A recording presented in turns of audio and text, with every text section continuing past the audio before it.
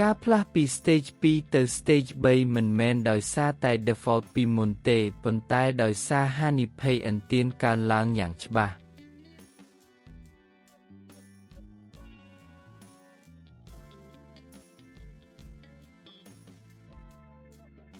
សួស្តីបងប្អូនទាំងអស់គ្នាសូមស្វាគមន៍មកកាន់ Channel របស់ខ្ញុំ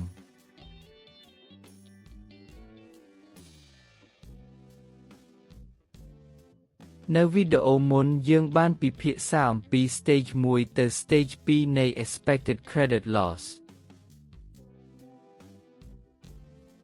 ថ្ងៃនេះខ្ញុំនឹងពន្យល់ជាក់លាក់អំពីការផ្លាស់ Stage ពី Stage 2 ទៅ Stage 3 វាជាប្រធានបទសំខាន់សម្រាប់ Loan Review, Credit Administration និង Risk Management យើងចាប់ផ្ដើមឥឡូវនេះ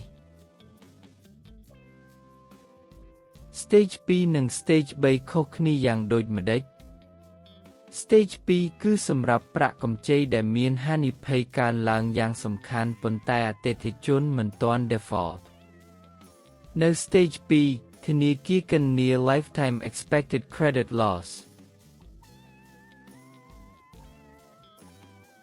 Stage 3 គឺសម្រាប់ប្រាក់កម្ចីដែលអតិថិជន default រួចហើយឬត្រូវបានចាត់ថ្នាក់ជា Non-Performing Loan នៅ Stage 3 Probability of Default ស្មើនឹង 100% ហើយ Lifetime Expected Credit Loss ត្រូវបានគណនាដូច Stage 2 សញ្ញាដែលបញ្ជាក់ថាត្រូវផ្លាស់ទៅ Stage 3ធនាគារជាច្រើនបានប្រើសញ្ញាដូចខាងក្រោមដើម្បីកំណត់ Stage 3 1. ការយឺតសងប្រាក់យូរខ្លាំងអតិថិជនយឺតសងប្រាក់ច្រើន Days past due ឡើងខ្ពស់ប្រាក់កម្ចីមិនទាន់ default ប៉ុន្តែមានហានិភ័យខ្ពស់ 2. សមត្ថភាពសងប្រាក់កម្ចីខ្សោយអតិថិជនមិនអាចបន្តបង់ប្រាក់ប្រចាំខែស្ថានភាពហិរញ្ញវត្ថុចាប់ផ្ដើមខ្សោយ 3. ការចាប់ផ្ដើមដំណើរការផ្លូវច្បាប់ទាមទារប្រាក់ពីអតិថិជនតាមស្ថាប័នច្បាប់ឬធ្វើការទាញយកតាមរយៈទ្រព្យធានា 4. Restructuring ប្រាក់កម្ចីត្រូវបានកែប្រែលក្ខខណ្ឌដោយសារបញ្ហាសងប្រាក់មានការពន្យារពេលសងឬកាត់បន្ថយការបង់ប្រចាំខែបើយោងតាមសញ្ញាទាំងនេះធនាគារអាចសម្រេចថាប្រាក់កម្ចីនេះត្រូវផ្លាស់ទៅ Stage 3 តើ Stage 3 មានន័យអ្វីសម្រាប់ Expected Credit Loss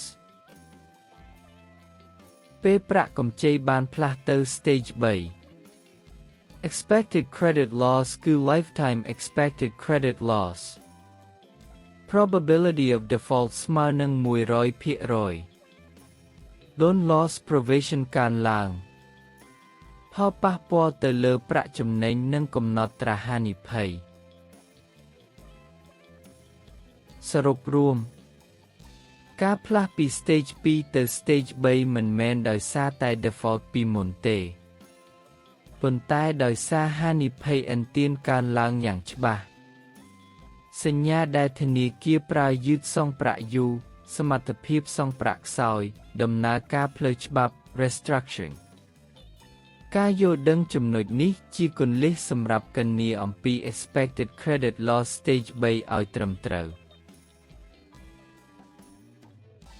បើវីដេអូនេះមានប្រយោជន៍សូម Like, Share និង Subscribe ដើម្បីទទួលបានវីដេអូថ្មីៗបន្ទាប់